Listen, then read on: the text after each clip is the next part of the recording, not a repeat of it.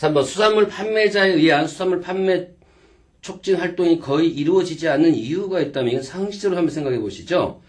1. 어업 생산이 생계 유지를 위한 영세한 어가 많다. 당연히 그 원인도 되겠죠. 두 번째, 생산물의 대부분은 수협에 위탁 판매한다. 그렇죠? 위탁 기관은 수협입니다. 3. 오랜 거래를 통한 수산물의 매매가 관습적으로 이루어졌기 때문이다. 4. 수산물의 판매에는 경쟁체제가 도입되지 않고 있다. 4번하고는 큰 연관성은 없는 거죠. 그러나 이제 이게 최근에는 동향이 바뀌었죠. 최근에는 이제 경쟁체제로 점점 전환되고 있는 그런 실정이긴 하지만 이전까지는 뭐 그렇지 않았습니다. 자, 4번에 어류에 대한 관능적 선도 판정. 그래서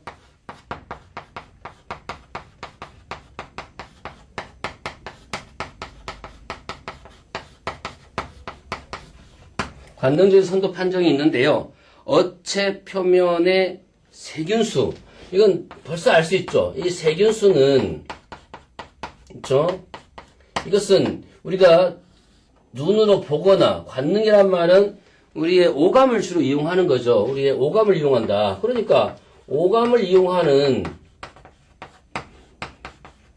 하는 게 아니죠. 아가미 상태가 어떻고 그 다음에 눈알의 상태가 어떻고 그 다음에 눌러봤더니 흐물흐물하는지 어육이 단단한지 비늘이 잘 부착되어 있는지 이렇게 떨어져 나가고 있는 건지, 이런 거 전부 관능적인 이용이죠. 아니면 게임으로 보든지. 근데 게임으로 보기는 힘드네요. 사실은 원래는 게임으로 보는 방식도 일종의 관능적인 선도 판정이긴 합니다. 그러나, 수산물에 적용하기는 좀 어렵죠. 그러나 세균이라고 하는 것은 일종의 의학적인 방법이죠. 어떤 약품을 통해서나 분석하거나 이런 걸로 하는 거죠. 그래서, 답은 1번입니다. 아가미 색깔, 어체의 경직 상태. 그러니까 경화되어 있느냐, 연화되어 있느냐.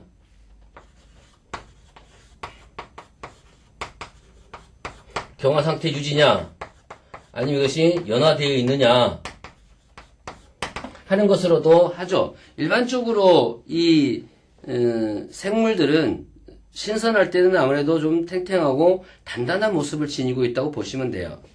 그 다음에 안구의 상태. 우리가 나쁜 표현이 있죠. 뭐뭐 같은 눈, 그죠? 눈이 아니고도 또 눈을 약간 비속어로 쓰는 경우 있죠. 그건 왜 뭡니까? 그거 보면 안 되는 거죠. 영어 보면 안 되는 거죠. 뭐뭐 같은 뭐뭐, 그죠? 눈.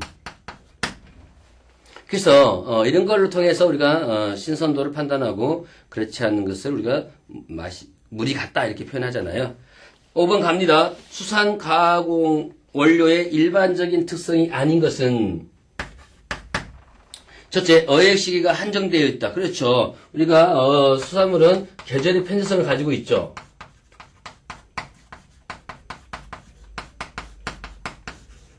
근데 이제 이렇게는 볼 수 있어요. 만약에 품목으로 따진다면은 꼭 이것을 극복할 수는 있죠. 그러니까 예를 들면은 여름철에는 어떤 품목을, 가을에는 어떤 품목을, 겨울에는 어떤 품목을, 이렇게 품목으로 따진다면은 당연히 편제성을 극복할 수는 있지만, 한 품목에 대해서 얘기한다 그러면, 예를 들면 이게 이제 정착형의 어류인지 또는 회유성의 어류인지에 따라서도 달라질 수 있겠지만, 예를 들면 회유성이라고 하는 것 자체도 그렇잖아요. 회유는 어느 시기가 돼야, 어느 계절이 돼야 여기 어장에 왔다가 다시 가는 이런 과정을 거칠 거 아닙니까? 그러면은 당연히 계절의 편제성을 지니죠.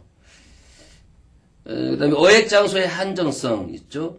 생산량의 계획성, 어종의 다양성 이렇게 되어 있는데요.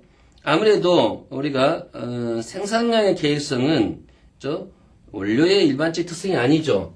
그것은 많이 원료가 유입될 때는 양이 느는 거고 유입이 안 될 때는 생산을 못하는 거니까 이제 그런 것들을 보완하기 위해서 우리가 양식업이 발전하긴 했지만 또 양식업의 한계는 뭡니까? 모든 품목을 다 양식할 수 없다는 거죠. 그런 한계도 있지 않습니까? 답은 3번이고요. 그 다음에 6번 어류 부패치. 그렇죠. 얘기했었죠. 우리가 인돌이나 스카톨 이런 것들은 이치와 관계가 있다. 그래서 수학은 요즘 어류는 뭐 수산물은요 거의 다 기계 수학이죠. 물론 어획 자체도 기계로 하지만 뭐 낚시 물론 특정한 품목에는 낚시로만 해야 할 경우가 있어요. 예를 들면 갈치 같은 경우는 낚시를 이용해서 계속해서 인력으로 수확을 하죠.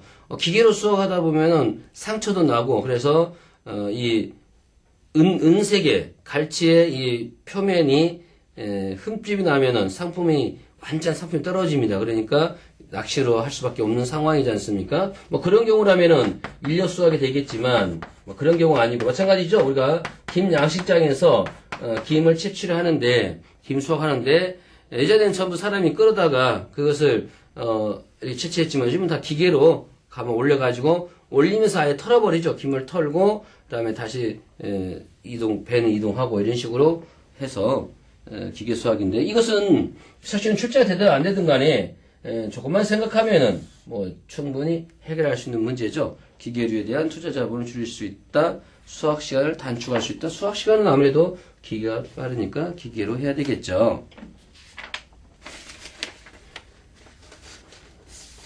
생산량을 증대시킬 수 있다. 물리적인 장애를 최소화할 수 있다. 그렇죠? 정답은 2번 되겠습니다. 8번에 보면은 가와 나에 알맞은 용어는 뭘까? 생산자에서 소비자에 이르기까지. 자, 생산자에서 소비자에 이르기까지.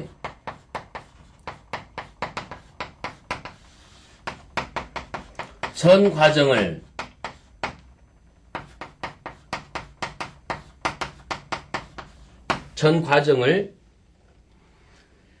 기록하고 관리하는 제도인데 2014년 4월부터 추진되었으며 수산물의 QR코드, 그렇죠? 퀄리티 리스폰스예요. 그래서 사실은 이 QR코드가 유용하게 쓰려면 정말 유용하게 쓸 수가 있겠고 하는데요. 문제는 비용 부담이죠. 비용 부담이 좀 크다는 거예요. 그래서 이 QR코드를 적절하게 활용을 잘하면 이 수산물이 언제 어획이 되었고 어디 공판장을 거쳐서 어디를 거쳐서 여기까지 왔다는 게 전부 추적이 가능합니다. 실제로 현재 우리나라에서는 축산물 쪽에 이력 추적이 쇠고기나 돼지고기 이런 데 지금 거의 뭐 정착 단계에 있고요. 앞으로 수산물에도 이렇게 이루어지고 사실은 모든 물건들은 이력 추적제가 있어야 될 필요가 있죠. 그래서 어느 한 시점에서 사고가 났을 때 이것을 거슬러 역으로 추적해 가다 보면은 어디에서 문제가 생겼음을 알 수가 있는 것이 바로 이력 추적제 아닙니까? 그래서 수산물 이력제입니다.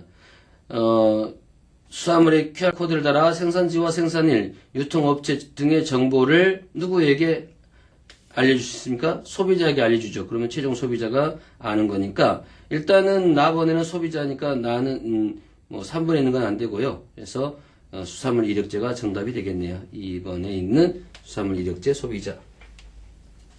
수산물 유통업체의 수평적 통합과 결국은 이제 이것은 약간 경제 용어긴 해요. 수평적인 통합과 수직적인 통합이 있을 거 아닙니까? 그래서 유사성을 가지고 같은 기능을 가진 걸 통합하는 것을 수평적인 통합이라고 하고요. 그 다음에 상하관계, 일종의 뭐 소매, 도매 이런 식으로 상하관계가 있을 때는 이제 우리가 수직적 통합이라고 하죠. 동종 라인 또 혹은 사업의 범주에 있는 생산물이나 회사의 결합이다. 그러니까 같은 라인에 있는 것은 수평이다 이 말입니다. 그렇죠? 그래서 정답은 1번 되겠습니다. 어패류가 부패하기 쉬운 이유로 옳지 않은 것은 1. 효소의 활성이 크다. 그쵸? 그래서 이 효소의 활성이 크기 때문에 사후 경직 이후에 연화되면서 바로 자가 소화를 통해서 부패가 되죠. 비타민 함유량이 많다. 뭐 실적으로 해설이 그렇게 되긴 하지만 이 비타민 함유량이 많다는 건 오히려 이게 부패를 늦출 수 있는 성질도 돼요. 그러니까 사실은 비타민이 많기 때문에 빨리 부패한다. 이건 말이 안 되는 거죠. 만약에 지방이 많기 때문에 빨리 부패한다. 그건 말이 될 수 있습니다. 그러나